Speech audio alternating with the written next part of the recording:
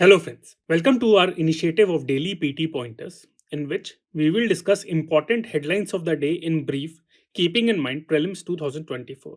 Friends, पहले तो मैं आपके पॉजिटिव फीडबैक के लिए थैंक यू कहना चाहता हूं। साथ में मैं आपसे ये भी शेयर करना चाहता हूं कि आने वाले दिनों में हम एमसीक्यूज भी इंटीग्रेट करेंगे, जैसे कुछ स्टूडेंट्स ने रिक्वेस्ट करा है। सो फ्रेंड्स, आज के हम डेली पीटी पॉइंटर्स पढ़ते हैं। So the first topic is chinkara. ये टॉपिक आपका हिंदू न्यूज़पेपर के पेज 10 पे आया था and general studies paper 3 environment के लिए रिलेवेंट है। न्यूज ये है कि the session court of Hanumangarh district of Rajasthan has ordered the payment of half of the fine amount imposed on a convict in chinkara killing case to the informer. So ये India में ऐसा पहली बार हुआ है कि किसी इन्फॉर्मर को अमाउंट पे करा गया है। तो अब हम चिंकारा के बारे में पढ़ लेते हैं।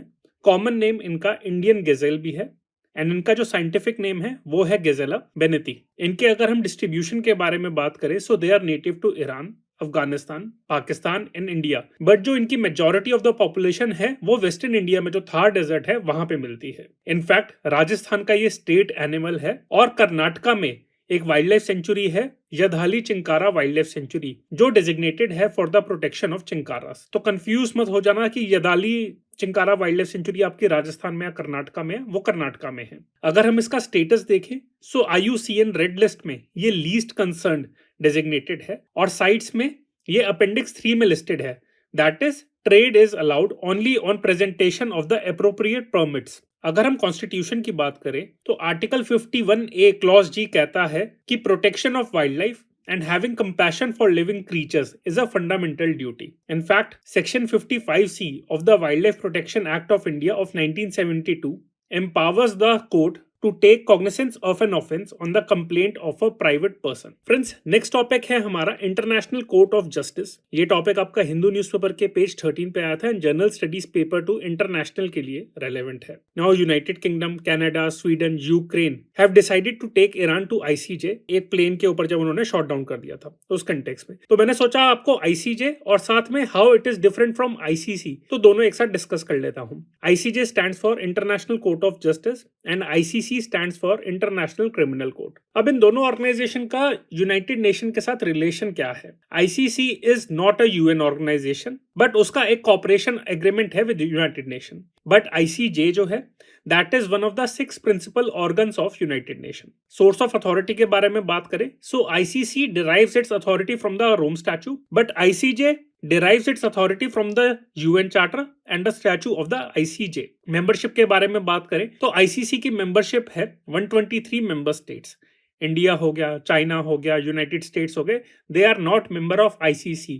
बट ICJ के बारे में बात करें so all member states of United Nation are party to the ICJ statute. Scope of work के बारे में बात करें सो ICC क्या है? वो एक क्रिमिनल कोर्ट है which hears criminal matters like genocide। But ICJ क्या है? ये एक सिविल कोर्ट है which is mandated to settle legal disputes between the member states and give advisory opinions on international legal issues। Next point है about prosecuting individuals। ICC can prosecute individuals but ICJ cannot prosecute individuals and other private entities। अगर इसकी composition के बारे में बात करें so ICC में 18 जज होते हैं who are elected for 9-year term but ICJ में 15 जजेस होते हैं who are elected for a 9-year term।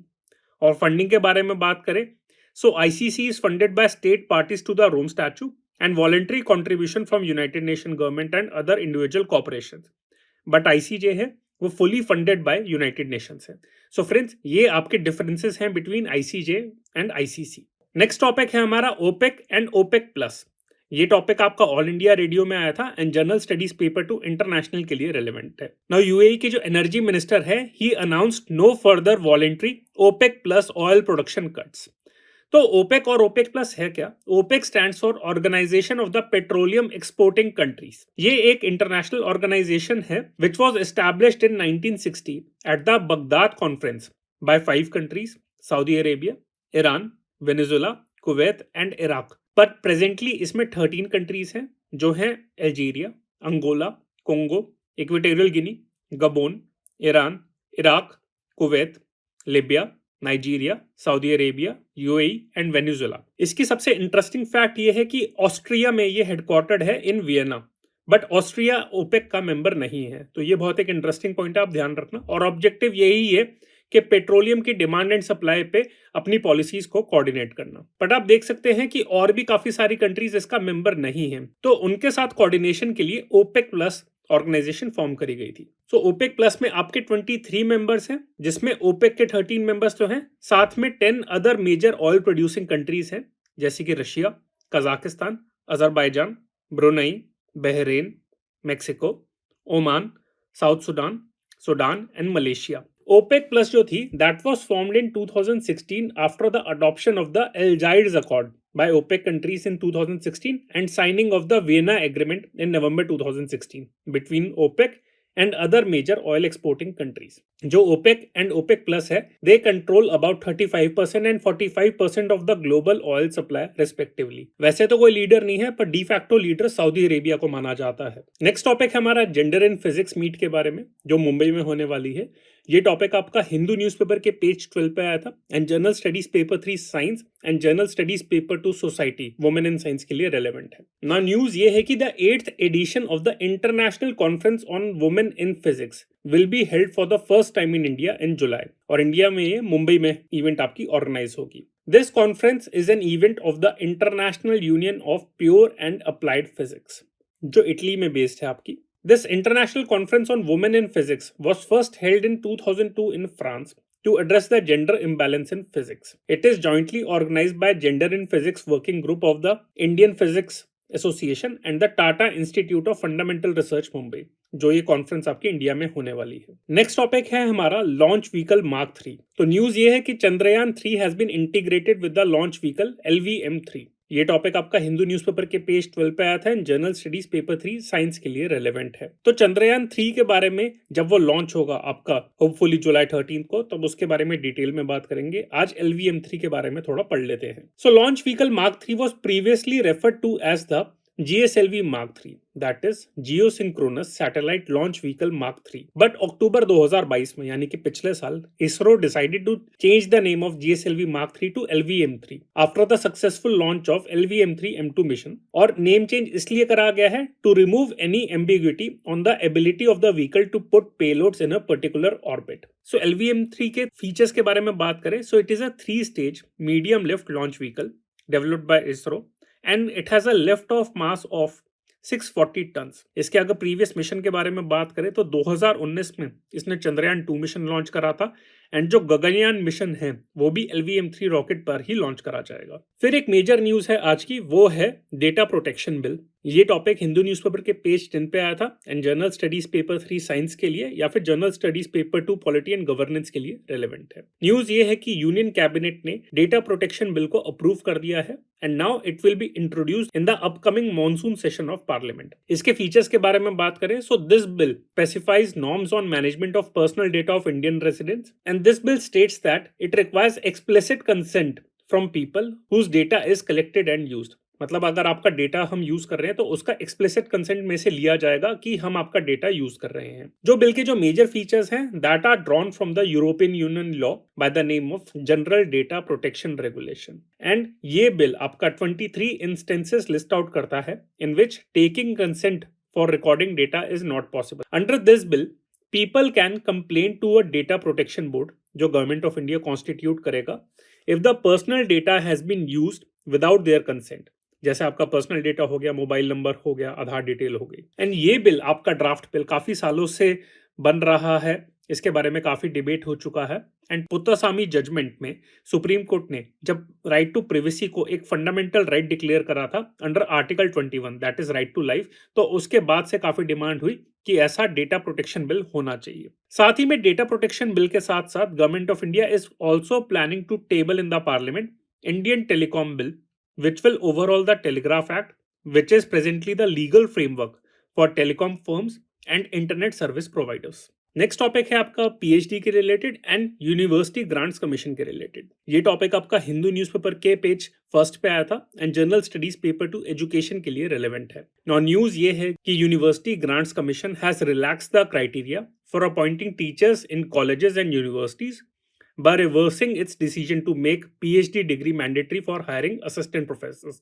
तो अब ये मैंडेटरी नहीं है, 2018 में मैंडेटरी कर दिया गया था पर अब नहीं है। तो इस बारे में सोचा कि आप से यूजीसी के रिलेटेड की फैक्ट्स और उसकी जो हिस्ट्री है वो डिस्कस कर लेता हूँ। सो 1925 में inter university board, later known as the Association of Indian Universities, was established to promote university activities.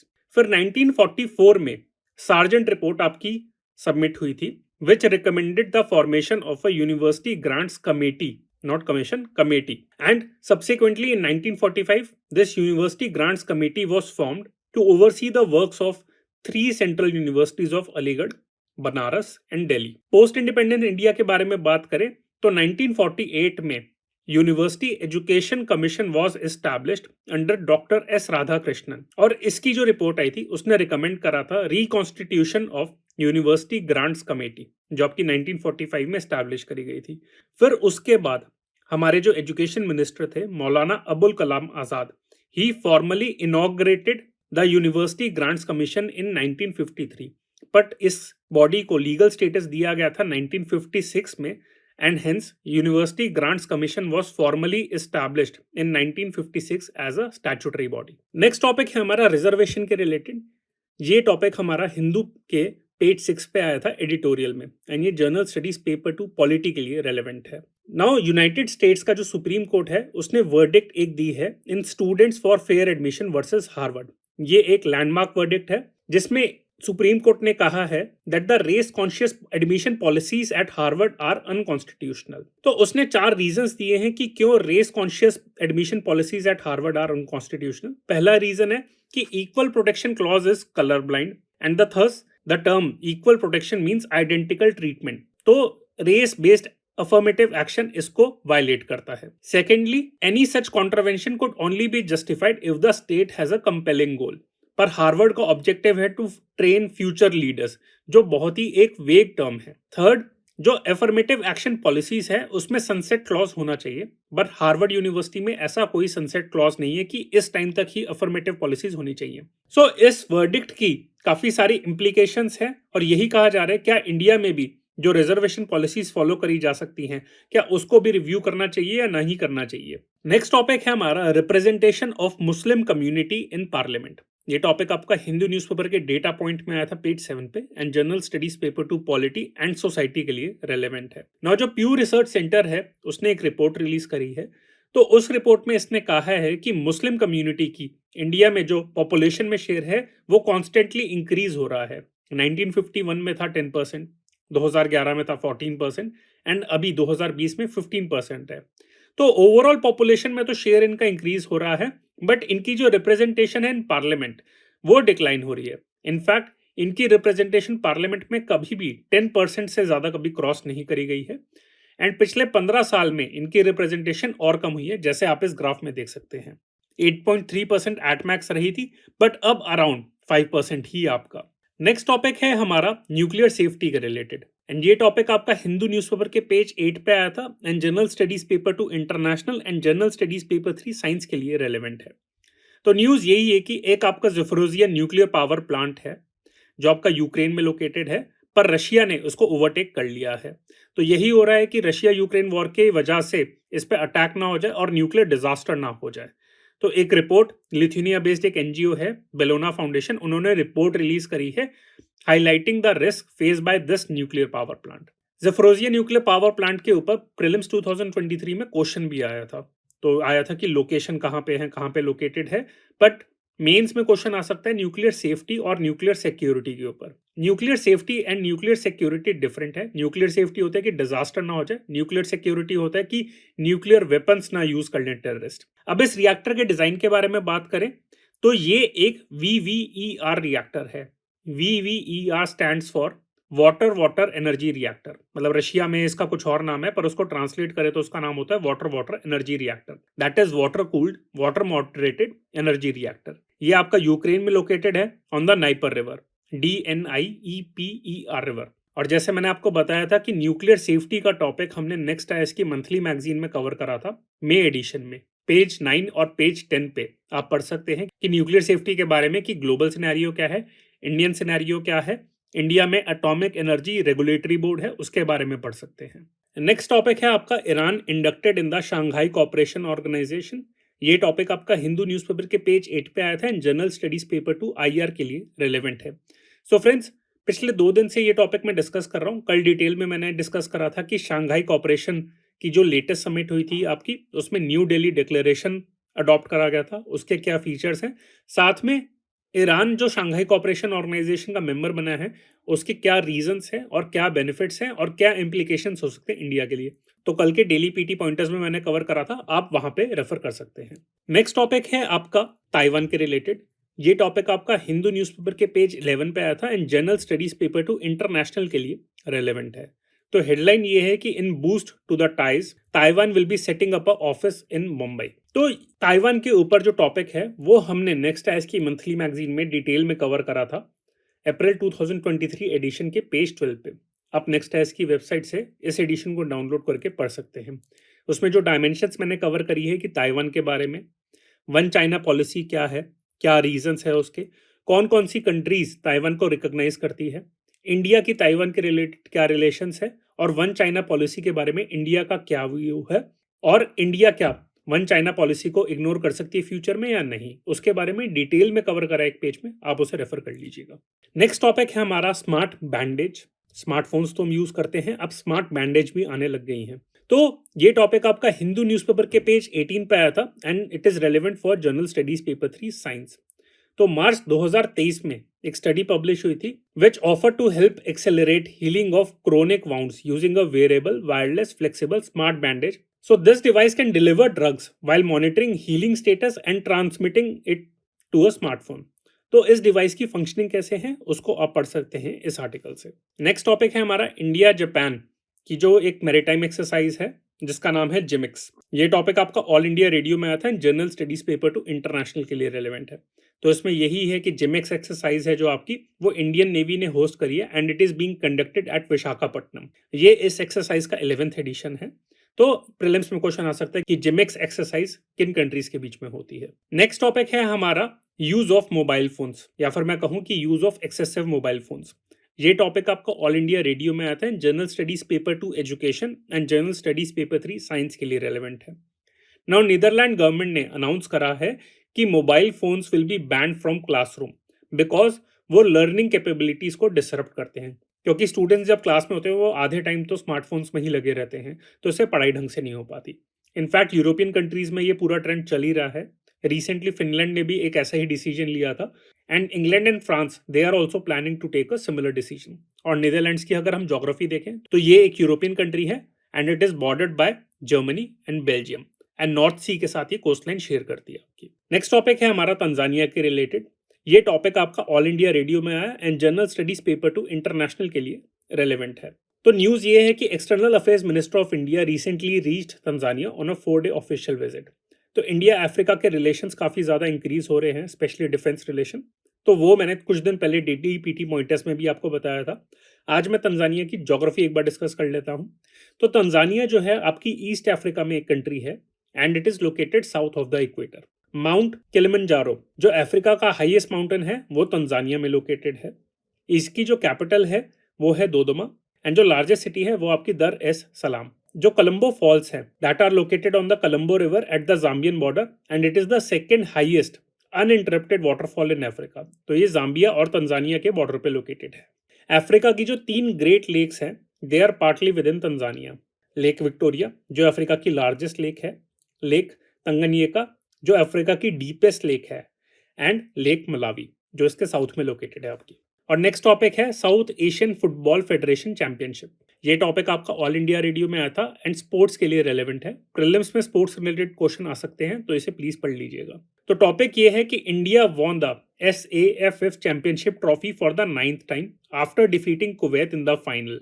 और जो फाइनल हुआ था वो बेंगलुरु में श्री कंतेरवा स्टेडियम में हुआ था। 2023 की जो चैंपियनशिप थी that was the 14th edition of the SAFF championship. So this championship is held every 2 years and it is organised by the south Asian football federation. जो साउथ एशियन कंट्रीज हैं namely Bangladesh, Bhutan, India, Maldives, Nepal, Pakistan and Sri Lanka वो इसमें participate करती हैं। अफगानिस्तान भी participate करता था पर 2015 में उसने एग्जिट कर लिया and now it is a member of the central Asian football association, Afghanistan आपका। पर कभी कभार गेस्ट कंट्रीज भी बुलाते हैं, तो इस 2023 के एडिशन में कुवैत एंड लेबनान को इनवाइट करा था एंड कुवैत को फाइनल में इंडिया ने डिफीट करा है। नेक्स्ट टॉपिक है आपका आर्टिफिशियल इंटेलिजेंस के रिलेटेड। तो ये टॉपिक आपका ऑल इंडिया रेडियो में आया था and general studies paper 3 science and security के लिए रेलेवेंट है। तो UN security council will be holding a first ever meeting on the threats of artificial intelligence to international peace and security। तो यही plan UN कर रही है कि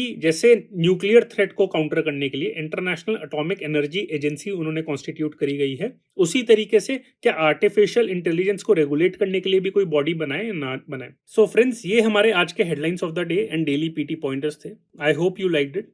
for more updates on current affairs you can follow us on YouTube, Instagram and Telegram. Thank you.